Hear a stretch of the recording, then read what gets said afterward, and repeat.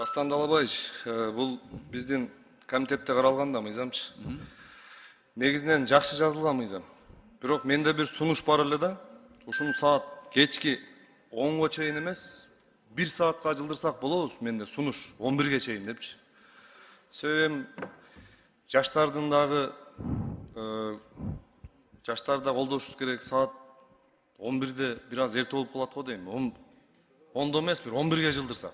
Анан дагы бир маселе да, бул эми азанга хорошо, аны bundan сыртка чыгарып атасыздар. Андан сырткары тез жардам машиналары кандай болот? Май кызматкерлеринин автоунаалары кандай болот? Бул боюнча да айтып кетсеңиздер. Жок, бул жерде экстренный машиналарга аларга тийиштүү эмес. Бул жерде жазылган ошол боюнча. Анан 1 саатка жылдыруу боюнча эми комитет чечиш керек болчу, силер эле карагансыңар да. Аны Гүлү Ахматкуловна сунушту берген, силер колдоп бериңиздер. Всё, ошол менен кетти.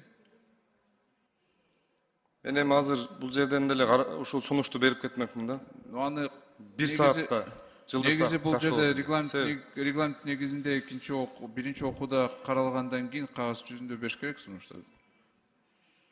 Себеби бул эми шаар жергесинде макул, эми айыл жерлеринде тойлор болот, башка эмелер, иш-чаралар болот. Кээ бирлер үйүндө өткөрүшөт тойлорду, саат 10до бүтүрө албай калгандар болсо, ушул 11ге жылдырып берсек дейм да, менде бир сунуш катары. Кат жүзүндө бериш керек болчу, эми просто уже убакыт өттү да. Анан сиз тез жардам боюнча мына 2 пунктта 1 беренеде жазылган. Ал кирбейт. Демек, май кызматкерлери